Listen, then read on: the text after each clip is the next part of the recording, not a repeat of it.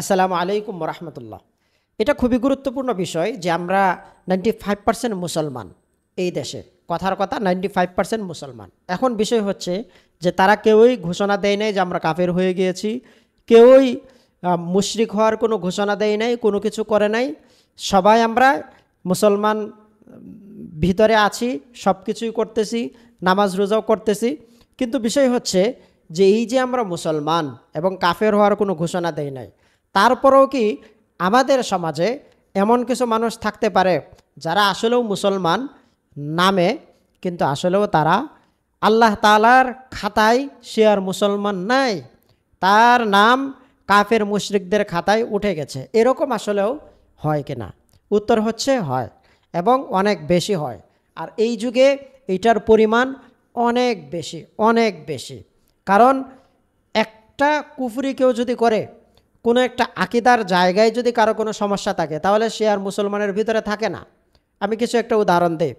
যেমন কোরআনে কারিমে আল্লাহ তাআলা বলেছেন যে নারীরা, অর্থাৎ বোন পাবে ভাইয়ের অর্ধেক, অর্থাৎ ভাই পাবে 2 ভাগ, বোন পাবে 1 ভাগ। এখন এই আয়াতকে কেউ যদি অস্বীকার করে, সে না, কোরআনের এই আয়াত তার পছন্দ হয় না যে নারীও সমান, নারী পুরুষ সমান সমান সম্পদের ভাগ পাবে। সো এটা যদি সে কখনো স্বীকার নাও করে, কিন্তু অন্তর থেকে সে যদি এই বিধানকে ঘৃণা করে, আল্লাহ না করো, তাহলে কিন্তু সে আর মুসলমানের ভিতরে থাকবে না। হ্যাঁ, এরকম আর অনেকগুলো জিনিস আছে। যেমন কেউ যদি কবরকে বিশ্বাস না করে, কবর কি হবে, মরার পর যা হওয়ার হবে, নাউজুবিল্লাহ অনেকেই বলে, তার কথার দ্বারা বোঝা যায় তা আখিরাতের বিশ্বাস নাই, কবরের বিশ্বাস নাই, পরকালের বিশ্বাস নাই।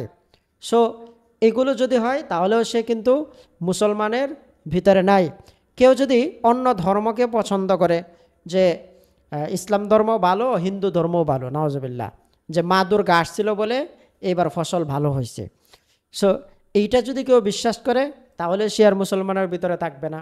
সে যদি মনে করে ইসলাম ধর্ম সত্য, অন্যান্য ধর্মগুলোও সত্য, তাহলেও সে ইসলামের ভিতরে থাকবে না। এরকম ঈমানের, কুফুর এবং শিরিকের অনেকগুলো বিষয় আছে, যেটা দেখা যায় যে মানুষ অহরহ ওই জিনিসগুলো তার ভিতরে লক্ষ্য করা যাচ্ছে না, দেখা যাচ্ছে না।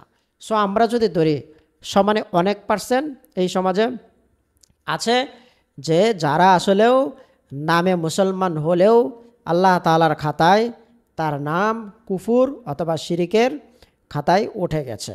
সো আমাদেরকে সতর্ক থাকতে হবে, যেভাবেই হোক ঈমান টিকিয়ে রাখতে হবে। ঈমান আমাদের হচ্ছে সবচাইতে বড় দৌলত। সেই দৌলত কোনো কিছুই বিনিময়ে কোনোভাবেই আমরা যেন হারিয়ে না বসি। আল্লাহ তাআলা তৌফিক দান করুন। আসসালামু আলাইকুম রহমতুল্লাহ।